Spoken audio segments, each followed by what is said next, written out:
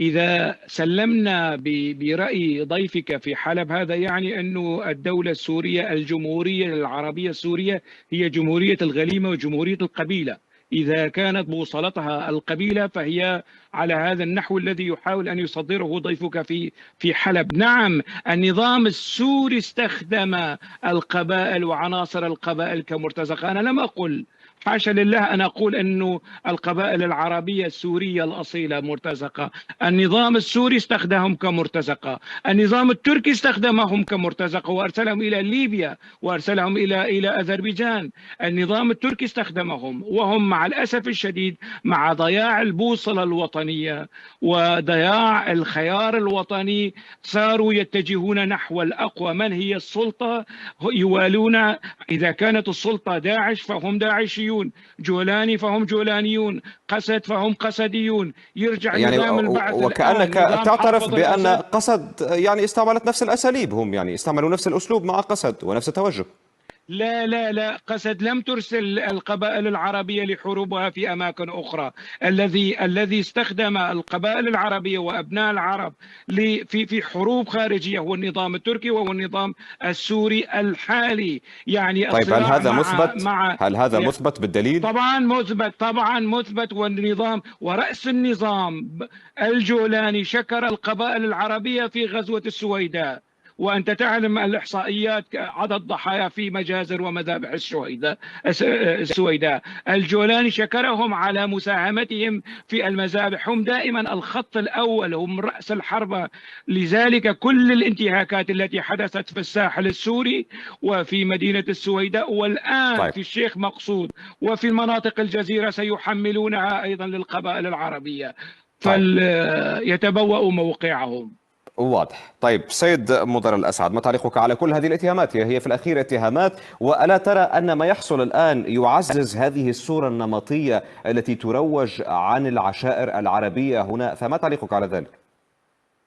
يا عزيزي الكريم، احنا صار بينا مثل المثل الذي يقول قتلني وبكى وسبقني واشتكى، وهذا هو حال القبائل العربية من قبل جماعة حزب العمال الكردستاني أو قسد. هذه نقطة أولى. النقطة أنا مش الثانية، جماعة كل قسد، أنا مش حزب العمال طيب الكردستاني. سيد شنكوسي، سأعود إليك لنمح مجال السيد مضر الأسد لو سمحت. القبائل العربية أو أبناء الشعب السوري الذين كانوا يعملون ويتعاملون مع داعش ومع نظام الأسد هم حاليا من يعمل مع قسد، بينما الأكثرية من أبناء القبائل والعشائر العربية هم الذين وقفوا مع الثورة السورية ووقفوا مع ثورة وإرادة الشعب السوري، إذا كان من العرب والكرد والسريان والآشوريين والتركمان والدروز والعلويين. هؤلاء هم الذين وقفوا مع الثورة السورية. هذه نقطة أولى. النقطة الثانية، بالنسبة لتركيا، تركيا لم تستعمل العشائر العربية، وحتى الذين ذهبوا إلى ليبيا أو إلى أذربيجان هؤلاء ليس لهم علاقة بالقبائل والعشائر العربية أبدا أو العشائر السورية أبدا.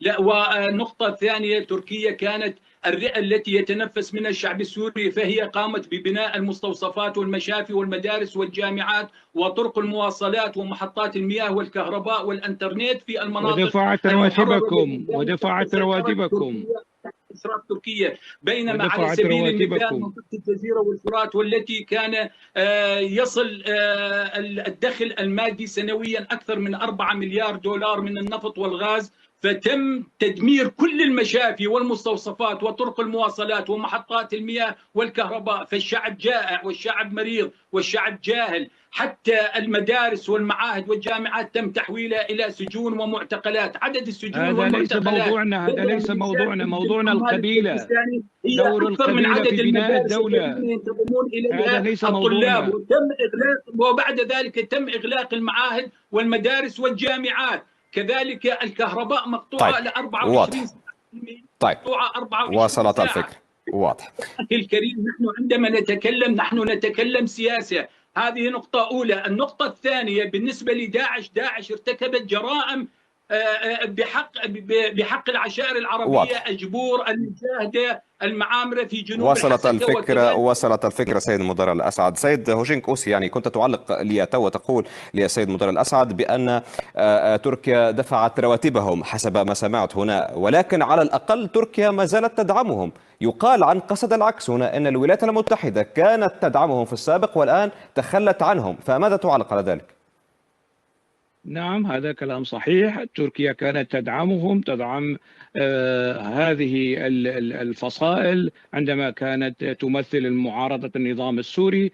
والآن الأمريكيين أيضا، الآن الأمريكيين سحبت دعمها من قسد ومنحته لنظام الجولاني، لأنه الأمريكيين والإسرائيليين قبضوا ثمن الجولان. الآن الجولاني طيب أجر يعني سيد هوشيك أوسي، فقط ملاحظة، يعني أنا تجاوزت عن وصفك للرئيس السوري بالجولاني، ولكنك تبالغ بعض الشيء. يعني من حقك أن تعارض الرئيس السوري كما تشاء، ولكن للأسف يعني هذا يدخل في خانة الإساءة لأنك تصر. الآن لا، أنا أعارض هذا النظام، ومن حقي ومن أن حقك أوصفه طبعا، بالتوصيف، وهو من حق ضيفك الموالي ومن حق الضيف أن يرد، مش حقك أنت يا رامي. خليك موضوعي يا رامي. هالمرة في ممثل لنظام الجولاني يدافع عن نفسه، أنت طيب لا يحق لك أن تدافع عن نظام طيب الجولاني. يا سيد هوشيك أوسي، لحظة. أنا فقط أشير إلى نقطة تكرارك لهذه العبارة بشكل متعمد. يا عزيزي أنا أكرر طبعا بشكل متعمد، هذا ليس سهو الخاطر. أنا أعني ما أقول. إسرائيل وأمريكا اشترت الجولان، والجولاني باعهم الجولان، والسيادة على الجنوب السوري منقوصة، والقبائل العربية شكرا جزيلا لكما، شكرا جزيلا لكما على المشاركة معنا في هذا النقاش. من أستاذ البلجيكية السيد هوشيك أوسي، الكاتب في الشؤون الكردية، ومن حلب الشيخ مدار حمد الأسعد رئيس المجلس الأعلى للعشائر السورية. شكرا جزيلا.